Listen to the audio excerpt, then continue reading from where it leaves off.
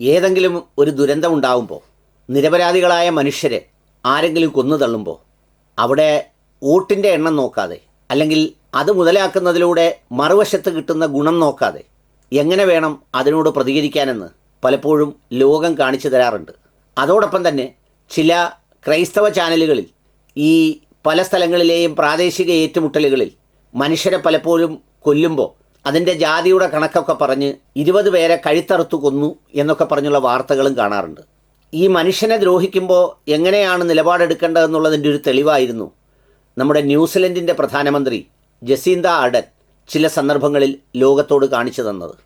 ആസൂത്രിതമായി ഇസ്ലാമോഫോബിയയുടെ പേരിൽ അവിടെ മനുഷ്യരെ കൊന്നപ്പോൾ അതിനോടൊപ്പം ഐക്യദാർഢ്യം പ്രകടിപ്പിക്കുകയും ഈ പറയുന്ന ജനതയോടൊപ്പം പള്ളിയിലെത്തി ഇരയോടൊപ്പമാണ്, വേട്ടക്കാരോടൊപ്പമല്ല എന്നുറച്ച നിലപാട് സ്വീകരിക്കുകയും ചെയ്തു.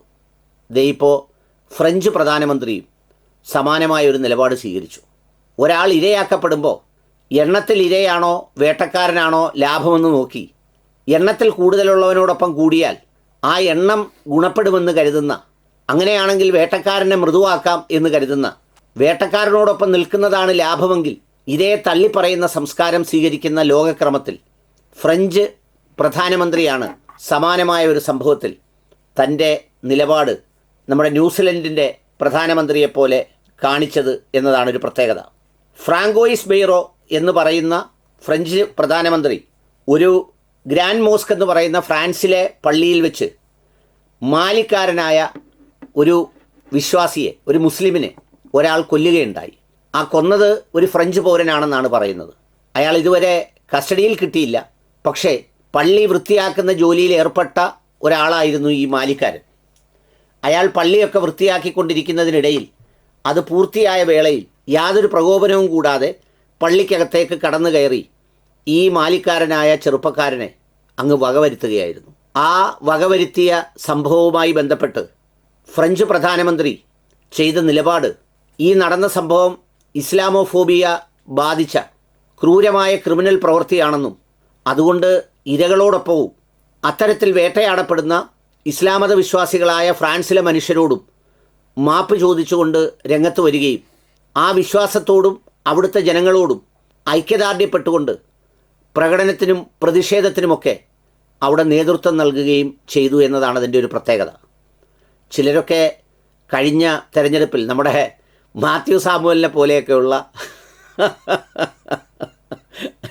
എന്താണ് ആഗോള ഗ്യാസ് എന്നൊക്കെ പറയാവുന്ന ഗ്യാസാവാദിയൊക്കെ പറഞ്ഞിരുന്നു, ഫ്രാൻസൊക്കെ തീർന്നു, ഇതാ ഇനി ഫ്രാൻസ് കംപ്ലീറ്റ് ഒലിച്ചു പോയി, അവിടെ ഉള്ളവരെല്ലാം കിടന്ന് നിലവിളിക്കുന്നു എന്നൊക്കെ പറഞ്ഞിട്ട് അവിടെയാണ് ഈ സംഭവം നടന്നത്.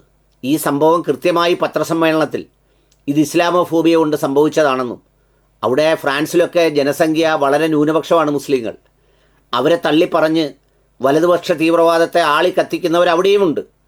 എന്നാൽ രാജ്യത്തിൻ്റെ പ്രധാനമന്ത്രി എന്നുള്ള നിലയിൽ ആ മനുഷ്യൻ ചെയ്തത് അതല്ല. അയാൾ സത്യമായി പറഞ്ഞു, ഇരയോടൊപ്പം നിന്നു, ഇര ഉൾപ്പെടുന്ന സമൂഹത്തിനോട് ഐക്യദാർഢ്യപ്പെട്ടു, അവർക്ക് പിന്തുണ നൽകി, അവരോടൊപ്പം ചേർന്ന് നിൽക്കുന്ന കാഴ്ച. അങ്ങനെയാണ് ഭരണാധികാരികൾ ചെയ്യേണ്ടത്. ഇത് ഇസ്ലാം മതവിശ്വാസി ആയതുകൊണ്ട് മാത്രമല്ല പറയുന്നത്, മറിച്ചൊരാൾ കൊല്ലപ്പെട്ടാലും ഇതേ നിലപാടാണ് ഭരണാധികാരികളും സമൂഹവും സ്വീകരിക്കേണ്ടത്. അത്തരമൊരു സംഭവം ഫ്രാൻസിൽ നിന്നുണ്ടായത് പങ്കുവച്ചതാണ്.